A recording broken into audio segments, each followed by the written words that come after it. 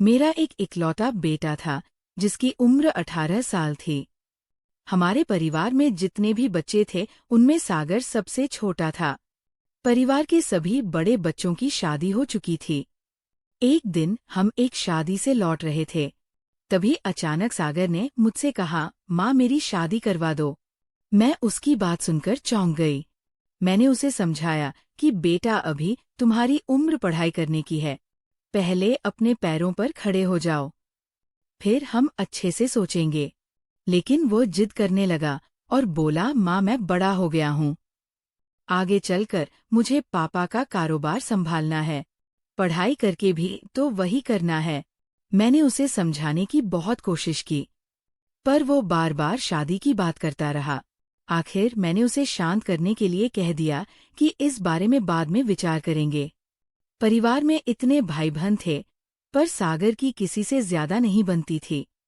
उसका बस एक ही खास दोस्त था, जो हमारे ही मोहल्ले में रहता था। उसका नाम आनंद था। उसका परिवार शहर के अमीर लोगों में गिना जाता था। एक दिन मुझे लगा कि शायद आनंद को कुछ पता हो, इसलिए मैं उसके घर चली गई।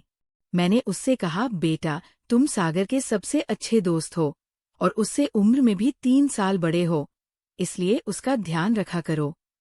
तब उसने बताया कि आजकल सागर हर समय शादी की बातें करता है और कहता है कि वह किसी भी तरह अपने मांबा को मना लेगा। अगर उसकी बात नहीं मानी गई तो वो बहुत बड़ा गलत कदम उठा सकता है।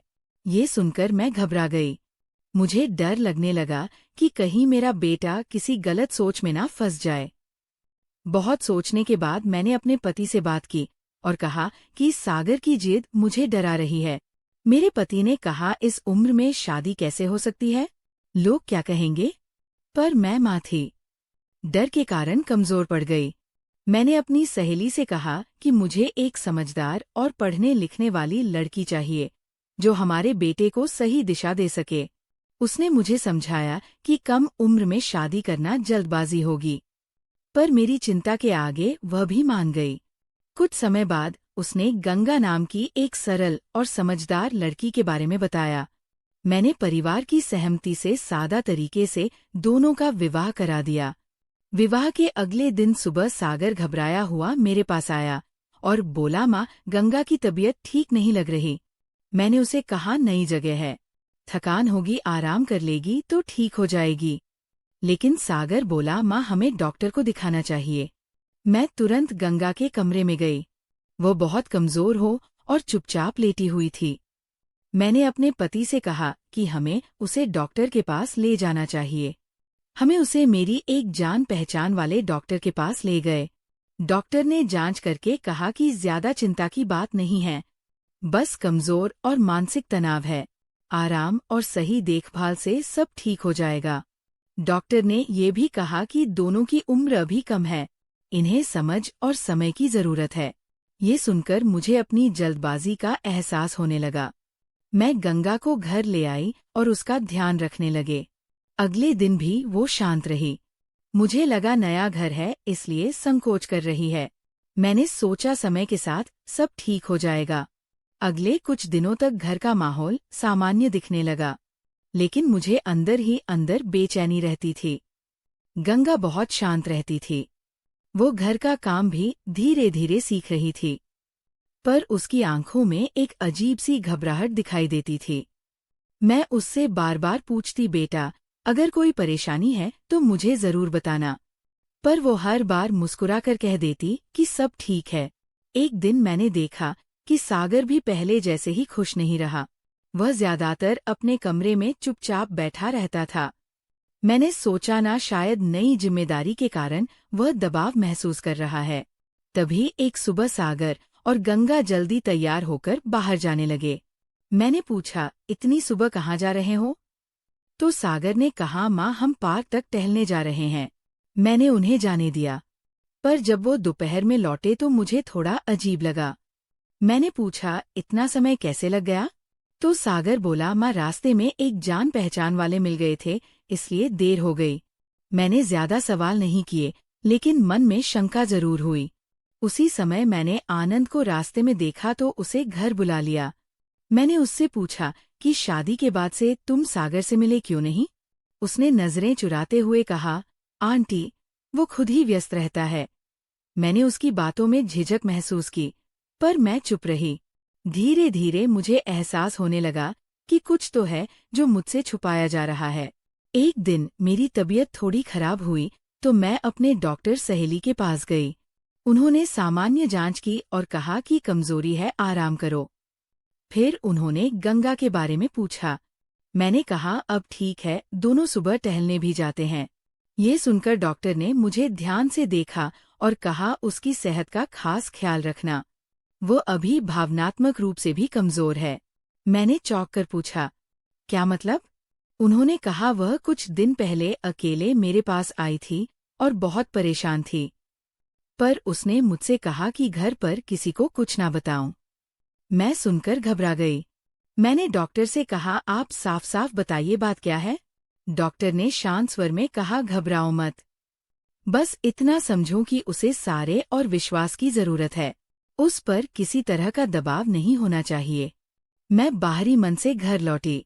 उस समय गंगा आंगन में चुपचाप बैठी थी।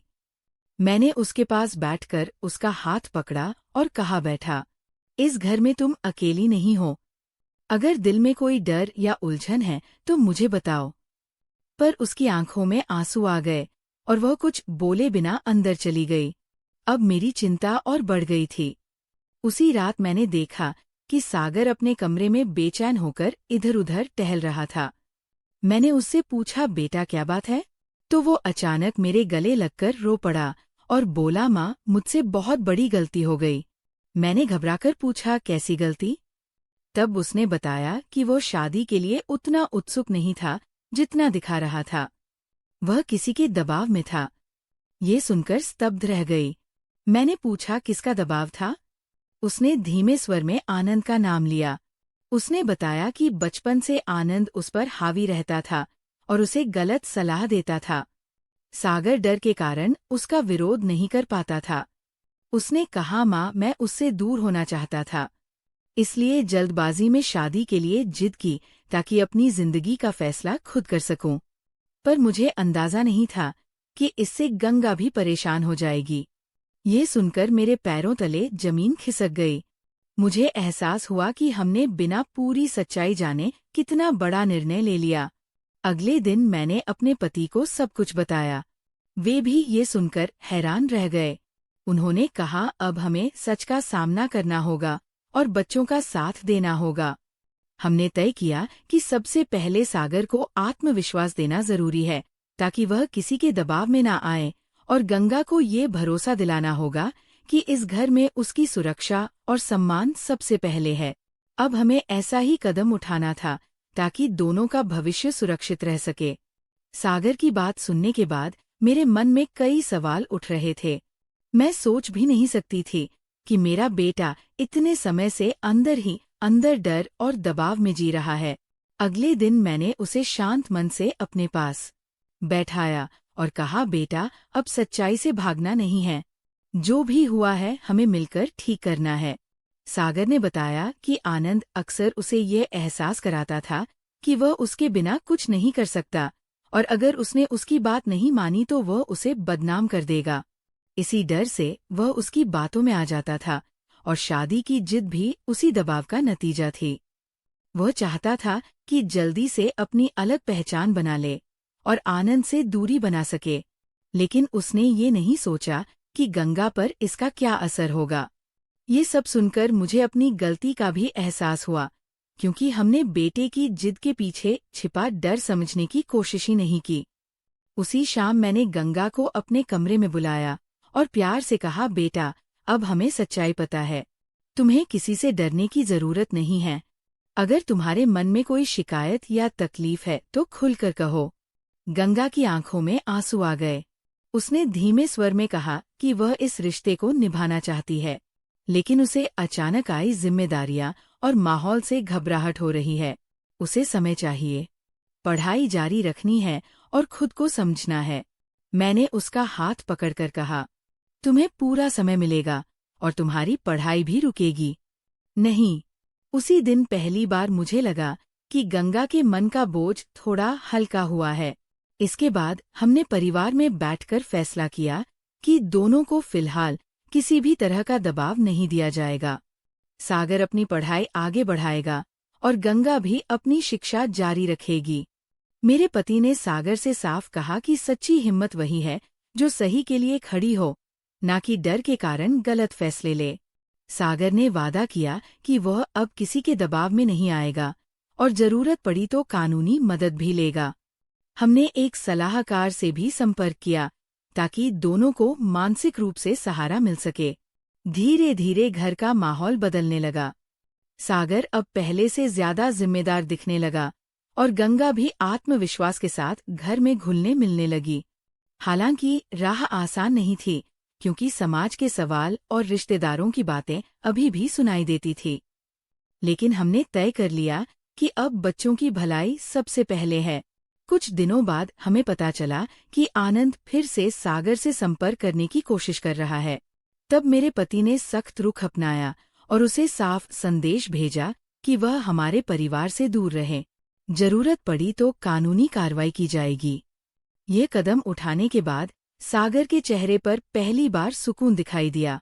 अब हमें बस एक ही लक्ष्य था कि गंगा और सागर को समय देकर उनका भरोसा वापस जलाया जाए और उन्हें अपने सपनों के लिए आगे बढ़ने का मौका दिया जाए।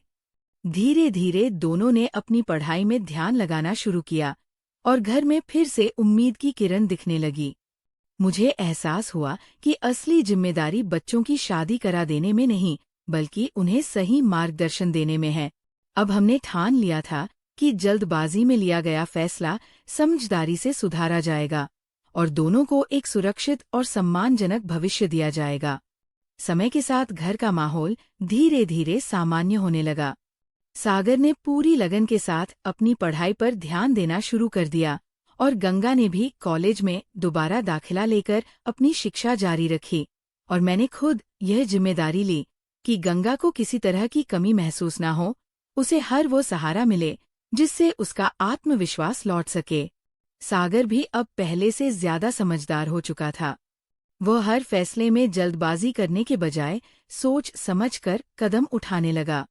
मेरे पति ने भी उसे कारोबार से दूर रखकर पहले पढ़ाई पूरी करने की सलाह दी, ताकि वह अपने पैरों पर मजबूती से खड़ा हो सके।